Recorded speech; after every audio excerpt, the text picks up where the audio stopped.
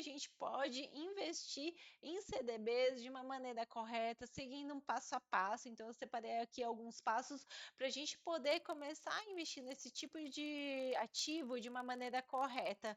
Então, vamos lá para o passo a passo. Então, primeira coisa que a gente precisa é determinar o porquê desse investimento. Lembra que a gente precisa saber o porquê desse investimento? Esse investimento precisa ter um carimbo justamente por causa do prazo, por causa do vencimento, porque é longo prazo. Ou seja, a gente quer aproveitar os benefícios do longo prazo, que vai pagar mais, mas a gente precisa saber quando que vai vencer, até que ano, tá? Então, seja por causa que é para aposentadoria, para a faculdade dos filhos, por um carro novo. Então a gente precisa ter um valor que a gente vai investir e qual que é o prazo que a gente vai investir esse valor, tá? E um ponto aqui também que eu trouxe é que é interessante que esses investimentos sejam abaixo de 250 mil. Por quê? Apesar da gente analisar também a qualidade, mesmo assim pode ter um problema, pode vir a falir o banco. Se vier a falir o banco e você tiver investimentos abaixo de 250 mil, ele fica protegido pelo FGC, que é o Fundo Garantidor de Crédito. Como que funciona isso?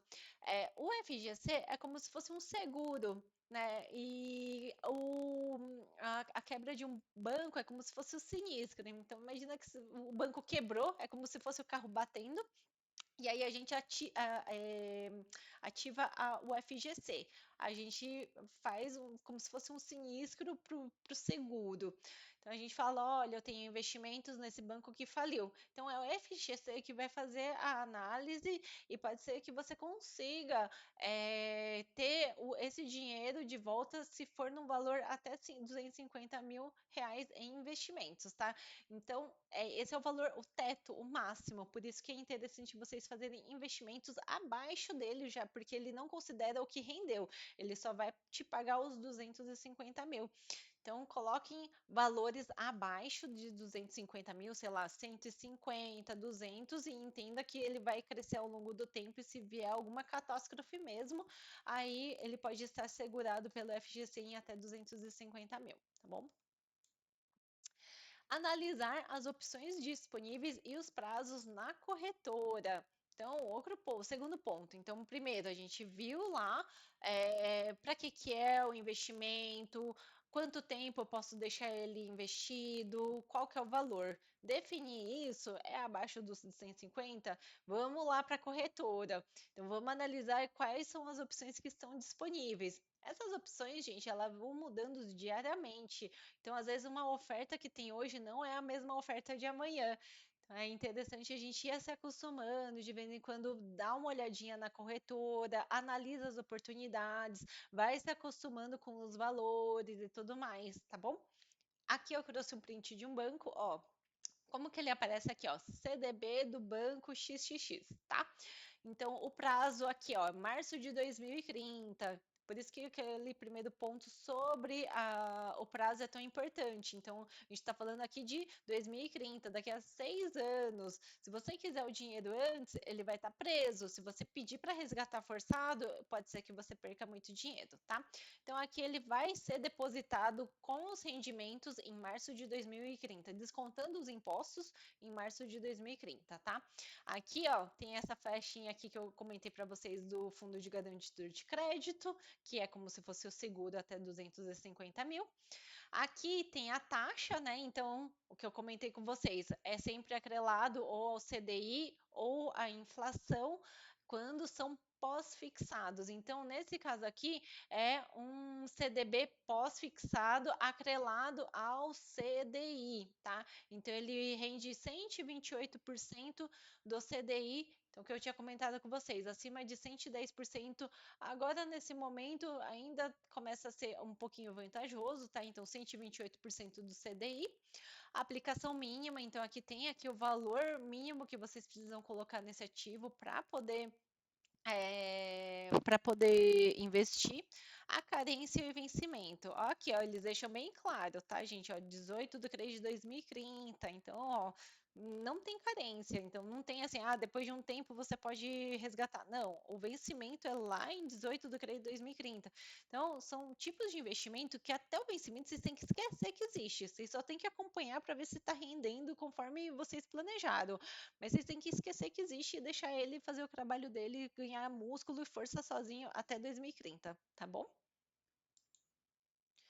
Bom, das opções que vocês escolheram, então lembre, vocês não vão escolher só uma coisa, vocês vão separar alguns desses ativos e aí vocês vão analisar a qualidade do banco. Então vocês vão pegar lá o nome do banco, colocar agência de classificação, tá?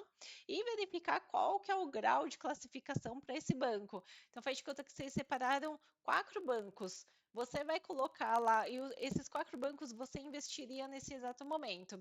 Você vai analisar banco a banco qual que é a qualidade desse banco. Um vai ser AAA, outro vai ser BB+, outro vai ser CCC. Qual que você vai escolher? Prefira escolher os de melhor qualidade, tá? Principalmente se tiverem o mesmo grau de investimento, né? A mesma rentabilidade, aí sim, coloque o de melhor grau de qualidade. Às vezes tem um que está pagando muito, que você quer muito, e a classificação está baixa. Entenda que é um risco, tá? Apesar de estar protegido pelo FGC, você tem que entender que risco sempre tem, mesmo até com a FGC. Imagina que vai ter uma quebra generalizada de todos os bancos.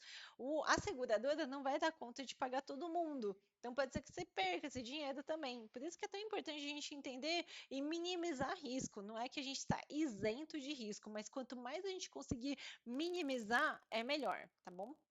E outra, né? Quando a gente tem que ficar ativando, né, o FGC e tudo mais, tem um desgaste de correr atrás burocrático, tem um desgaste do seu dinheiro estar preso e você não conseguir fazer nada até ele ir para sua conta. Então, assim, não fiquem contando com o FGC que você vai utilizar ele. É igual o seguro, gente, é algo que você contrata que você não quer. Então, se o investimento tem FGC, é uma segurança, mas você tem que fazer de tudo para não utilizar ele. É igual seguro de carro, tá? E por fim, fazer o investimento, né? Colocar todo mês. Não, colocar todo mês não, né? Executar o investimento que você se propôs. Depois de tudo que você analisou, escolheu, você pega e coloca lá no investimento. Aí, por fim, é acompanhar o crescimento do patrimônio. Por que eu coloquei essa etapa e que eu acho que é tão importante? Porque senão, às vezes, a gente abre mão de algo para investir e tudo mais e acaba se desanimando, porque assim, poxa, estou investindo, eu tô deixando de fazer um monte de coisa agora e tudo mais. Será que realmente vale a pena? Você só vai entender que abrir mão de algo agora para investir para o futuro vai valer a pena se você vê esse futuro crescendo. Então, o acompanhamento mensal desses investimentos, ver que o seu esforço está tendo resultado, acompanhar o crescimento dele aos poucos, ver que você está construindo um patrimônio que você nunca teve, um patrimônio que, quem sabe, a sua família nunca teve. Isso daí é muito importante, tá? Para te dar uma leveza de que o seu esforço está valendo a pena, e principalmente para você entender que você está saindo de um lugar que você não tinha nada para um lugar melhor. Então, que está tendo uma evolução. Então, o acompanhamento do patrimônio é de extrema importância. E para esse caso do CDB é muito bom porque não vai ter aquela super oscilação da renda variável. Então, ele sempre vai crescer um pouquinho. Então, em termos de ânimo, para dar essa confiança de crescimento de patrimônio, é super importante fazer essa análise de crescimento, tá bom?